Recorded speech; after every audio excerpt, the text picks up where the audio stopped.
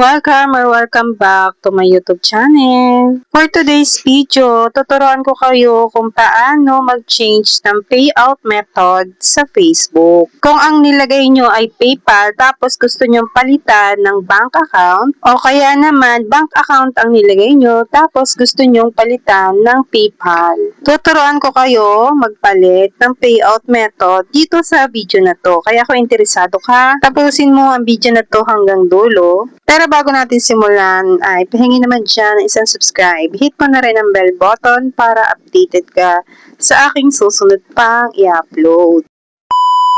So ito nga pala ang aking FB page at ito po yung aking example sa inyo. Facebook page po itong ating gagamitin. So ito po Jelly and Vlogs 2.0. Baka naman gusto nyo akong i-follow dyan. Nag-upload din po ako dyan ng mga prompt na ginagamit ko sa pag-edit. At baka makatulong sa inyo yung prompt na sinishare ko. Eto, simulan na nga natin. Punta tayo dito sa dashboard, dito sa professional dashboard. So, magagawa mo muna pala ito kapag monetize ka, kapag pwede ka na sumahod dito sa Facebook. So, yun nga. At magpapalit nga tayo ng payment method. Pindutin ang professional dashboard. Pindutin dito ang monetize. Ayan. Itong nasa taas, yung nasa tabihan. Itap itong arrow na ito. And then lalabas ito kung saan ka monetize. At kahit alin dyan, itap mo lang yung arrow. Tapos, ito namang view payout history. Tap natin yan. So, ito na yung kasunod. Dito, pipindutin natin itong nasa taas, yung setting. Tapos, ganito nga yung makikita nyo, payment method. Nakalagay dito ay PayPal ko.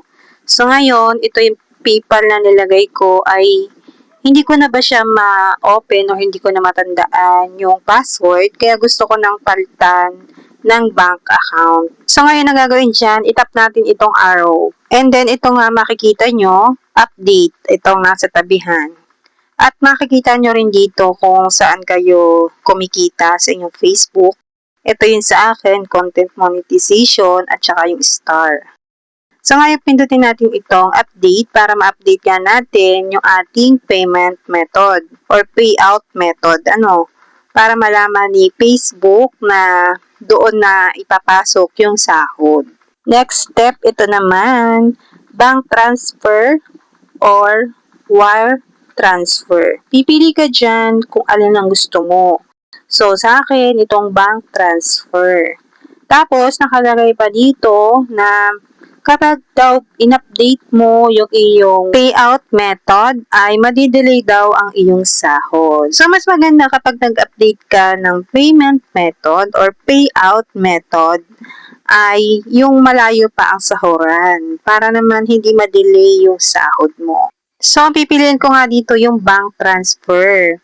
So, ito yung example ko sa inyo kasi nga ito yung gagawin ko dito sa aking account. And then, ito yung kasunod. Ilalagay mo ngayon yung information about dito sa iyong bank account para malaman ni Meta kung saan ba ipapasok yung sahod mo. Madali lang naman yan. Kailangan mo lang ng first name, middle name, last name, at yung number ng bank account at kung anong bank account yun.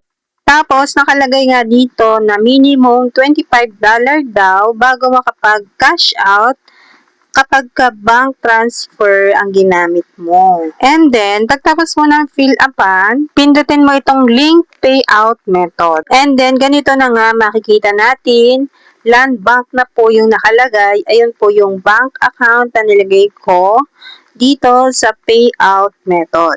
Hindi na po PayPal, kasi nga pinalitan na natin ng bank account. So, ganun lamang po ang tamang pagpalit ng payout method sa Facebook. So, ngayon hindi pa naman ako sumasahod dito sa Facebook at kahit isang beses ay hindi ko pa nararanasan. Pero alam kong darating din yun. Pero dito sa YouTube channel ko ay nakaranas naman na ako. Pero hindi po buwan-buwan ako sumasahod dito. Depende po yun sa aking earnings kung kukuha ko na agad yung minimum withdrawal ni YouTube. Kapag naman kaya mong ma-achieve or makuha yung $100 na kailangan bago makapag-cash out dito sa YouTube, ay pwede kang buwan-buwan sumahod. So dahil nga small content creator ako, ay hindi ko po yung kaya sa isang buwan. Pero sumasahod na po ako dito at malaking bagay na yun sa akin. Matagal din ako bago makasahod dito sa YouTube. Nag-upload lang ako ng mga videos ko dati kahit wala akong sahod. Pero nagtuloy-tuloy lang ako hanggang sa na-monetize ako. So ngayon, dito naman sa Facebook page ko ay monetize ako pero hindi pa rin ako sumasahod. Hindi kasi porket monetize ka ay sasahod ka na agad. Kailangan mo munang maabot yung minimum withdrawal bago ka makapag-cash out. Iba po ang earnings sa YouTube at iba ang earnings sa Facebook. So, napakahirap kumita lalo na small content creator ka lang. Kaya ngayon, itong aking FB page ay humihingi sa inyo ng suporta. Ang aking content po dito ay mga AI content. So yun. Usong-uso kasi ngayon ang AI. Kaya yung ginagaya ko din at baka sakaling isa sa video ko ay mag-boom. At baka isa sa mga video ko ay pag nag-boom, ayun na maging dahilan ng pagsahod ko agad dito sa Facebook. Kaya sa mga content creator dyan na naghihina at monetize na pero hindi pa rin sumasahod, ay hindi kayo nag-iisa. Kasama nyo ako dyan. Kailangan lang natin ng sipag at tiyaga at kailangan natin maghintay ng tamang panahon. Hindi pa siguro natin to panahon na sumahod sa Facebook, kaya maghintay lang kayo dyan at huwag kayong susuko. Upload lang tayo ng upload ng mga original content. So, yun lang. Nag-share lang ako dito kung paano nga magpalit ng payment method or payout method sa Facebook. At nag-share din ako dito ng ganun na kailangan nyo nang huwag sumuko sa mga ganitong earning app, kasi walang easy money, di ba? Kung lagi din naman kayong gumagawa ng content, i-upload nyo lagi yan para naman um, baka mapansin tayo ni Meta. Malay nyo, susunod. Tayo naman ang sasahod. Tayo naman yung million views. Oh, sana all. Yung mga sikat ngayon na vlogger ay hindi ganun nag-umpisa agad sa sikat. Nag-umpisa rin yun sa zero, katulad natin. At ang ginawa nila, hindi sila sumuko hanggang sa nag-boom yung account nila. Kaya yun ang gayahin natin. Huwag susuko, tuloy lang ang upload kahit wala tayong kita. Dahil darating din ang panahon at papasahodin tayo ni Meta.